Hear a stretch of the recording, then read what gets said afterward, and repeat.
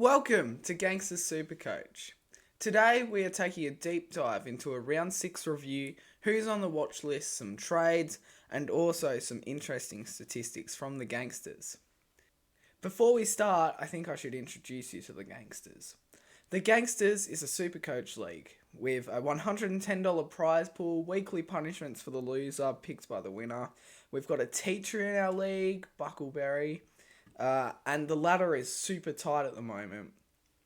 So in round 6, I scored 2,240 points.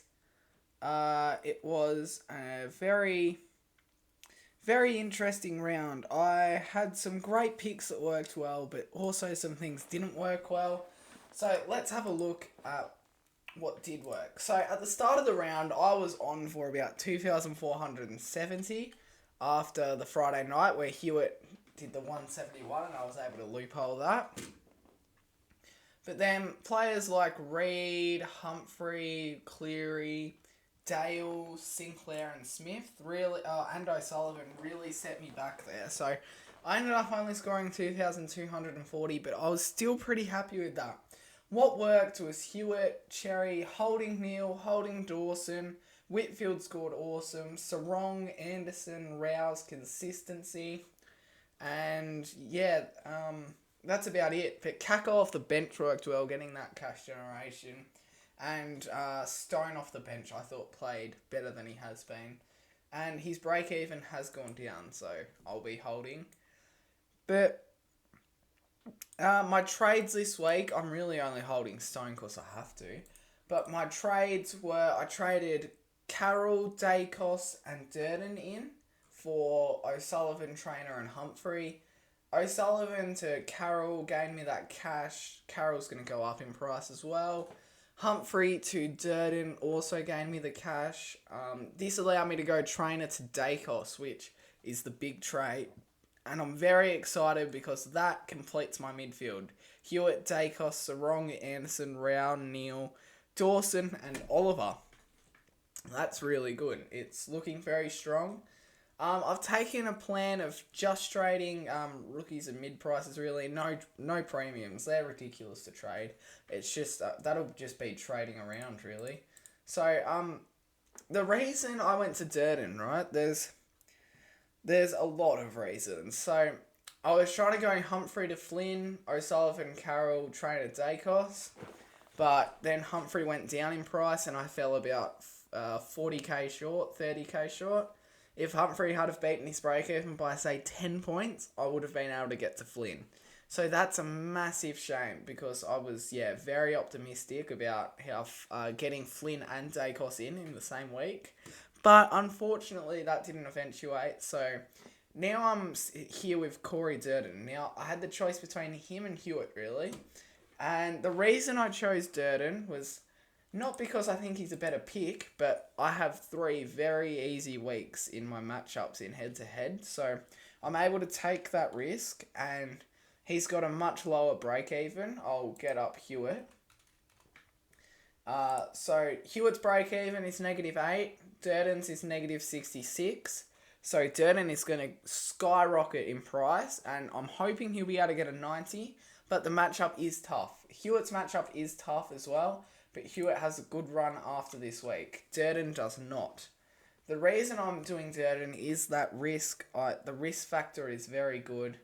And I'm able to take that risk because of the fact that I've got those 3 easier matchups. So I'm very, very happy about that. And on my watch list, I've got Nick Martin. Now, I want to be able to get to Nick Martin next week because that's just a really good pick. But he'll be about 580, 600k, so that's going to be tough to get to. With that forward status, coming off the 145 with the North Melbourne matchup, that'll be great. So that's the ideal. Also, maybe, hopefully get to Matt Flynn, but he'll go up in price. So I might wait for this next player on the watch list. Goldstein. Now, Goldstein, it's going to be Essendon's sole ruck, only 377k, maybe pretty good pick. Who knows? I'll bring him in for probably the Sydney matchup, but then he'll have Bulldogs, who English lets through a lot of easy fantasy points, so that'll be great. Also on the watch list is Bontempelli, coming off 159. I think that's just a whole like a wait and see. I'm going to wait till he gets to 600k to get him in, but I don't want to do anything to my midfield at the moment because that's looking pretty set and perfect.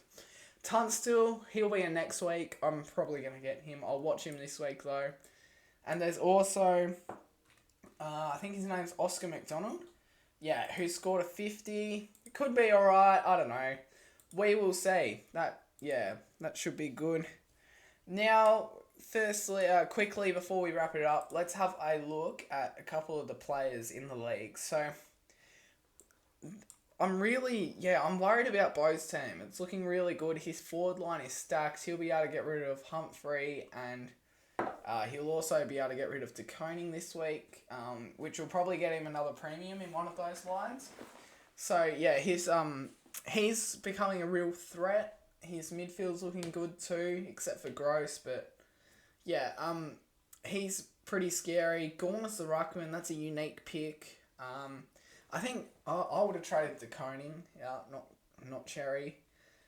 But yeah, I don't think I'm happy with De Koning and Cherry because yeah, they're going pretty strong. Will Ashcroft and Jake Saligo aren't working for him. Well, Will Ashcroft is, but not that week. Jake Saligo not working. He'll have to trade him soon. With a break even of 150, he's just going to lose price. His backline's pretty underperforming. So, I think I'm up on him, but not by much. Next one, Bucky, the teacher. Very strong backline. His midfield will be developing. I'm sure he'll trade in this week to get an extra premium midfielder. And his forward line's also really good. I'm sure he'll trade Humphrey out as that is a necessity. Hewitt also could be someone to move on in the future. But he's looking really strong with those 5 good defenders. Next, we're going to look at Rishi. I'm not sure how he can save himself. He's got a lot of people who aren't going to go up in price.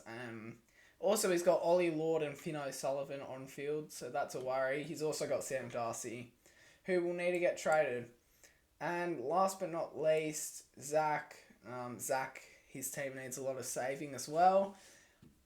With picks like Humphrey, Darcy, O'Sullivan, Trainer, De Koning. Yeah, his team will need a bit of work in the next couple of weeks, but that's alright. I back everyone here to make good trades this week. It's a pretty good round for trades as there's a lot of good options. I think I'm gonna wait for Rosie to get that defender status and Bice to have the buy to go from Bice to Rosie, and hopefully before then I'll have these two converted to some premiums.